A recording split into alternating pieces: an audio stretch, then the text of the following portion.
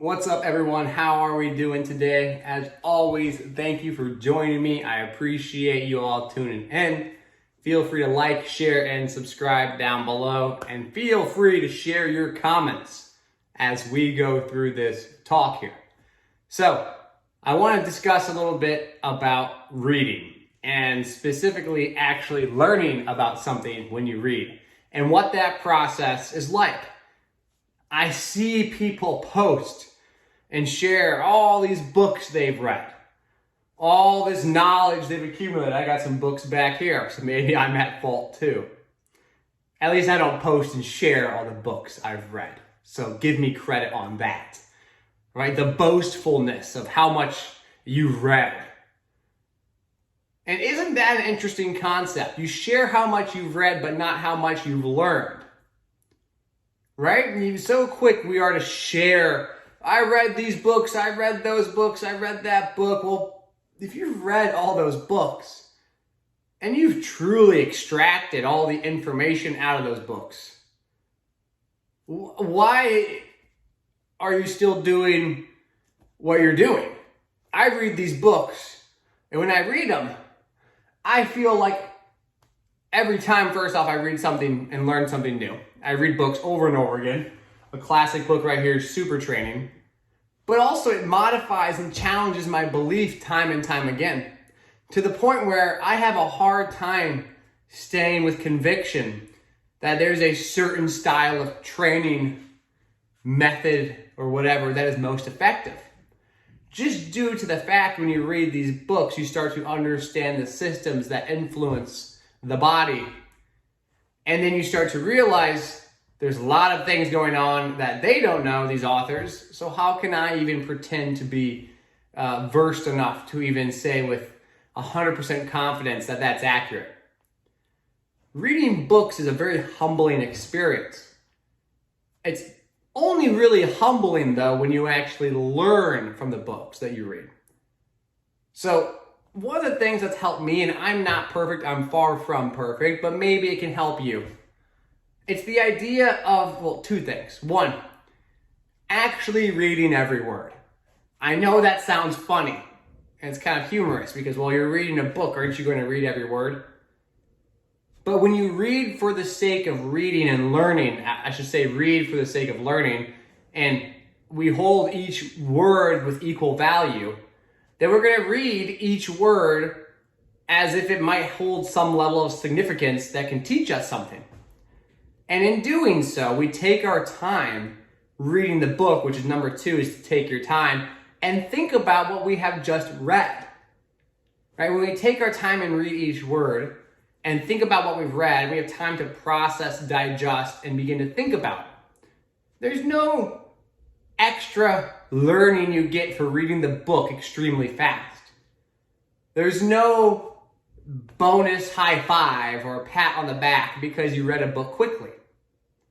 You are reading the book for yourself, and the only thing you get out of a book is what you get out of a book, right? Don't think about that any other way. It's not about if I read lots of books, and you remember in school, you had summer reading and you had to read like 5 books over the summer and you had to show your teacher you read these books or whatever.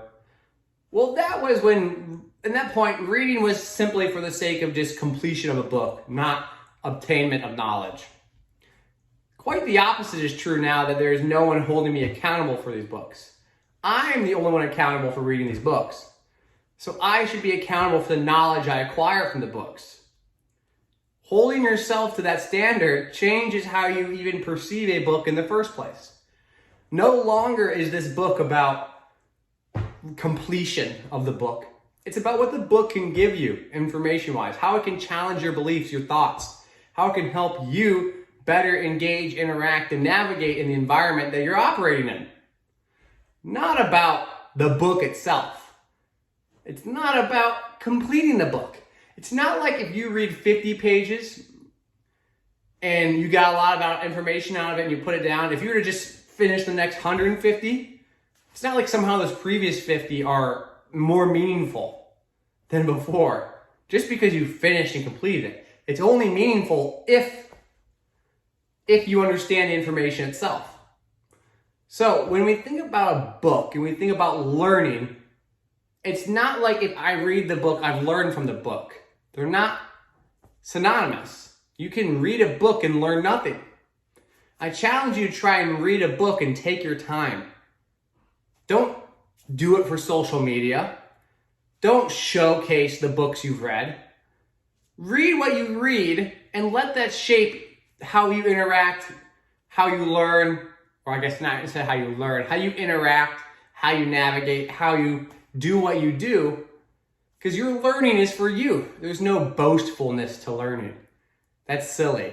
And there's no shame in someone taking their time to read slower. The only shame that really exists is to read a book and not learn anything from it, because you spent a bunch of time and acquired nothing. Books are information, but how you use that information determines its utility. So please, next time you read, take your time. It drives me crazy. People talk about all these books they've read as if there's some large depository of knowledge now in their head they have access to. Well, if that's the case, and they have all this knowledge access to, and they're doing what they're currently doing, which is sharing their books on social media and so on, as a means to whatever form of benefit it could possibly provide, I don't know. If you're asked to share some books of what you've read, that's fine. That's totally cool. If you just want to share some books you like, also cool. But the proclamation of your intellect being contingent upon, I guess the validation of your intellect being contingent upon your ability to show the world how many books you've read is kind of concerning. The knowledge you get from the books should showcase itself in what you do. You don't need to justify your reading by showing everyone you read a book. That's silly. So don't worry about it if it takes a little bit of time to read a book. There's a lot of books I read in here and I struggle with currently. I try and I read them again. And I read them again. I think about them. I ponder, what does it actually mean? And a lot of times, I'm left wanting to learn more, or actually needing to learn more, not because I'm so excited to learn more, but because I can't extract enough information out of that book without having some other complementary knowledge to go along with it. So at the end of the day, reading should be a humbling experience. It should teach us a lot about what we're trying to read, obviously the subject, but other areas that it connects to as well. Don't just share books to share books. Share books for sharing the fact that maybe it helped you out in a certain way. But to boast about your reading is something so silly to me. It's kind of funny. There's no benefit to it, other than putting someone down who hasn't read those books, or somehow it qualifies you to do something else. I don't know. That's kind of my rant for the day. I'll end it there. I appreciate y'all listening. I hope you enjoyed. If you have comments or questions, please let me know. As always, if you guys like these, feel free to comment and share, subscribe, and hit that notification bell. And thanks for listening.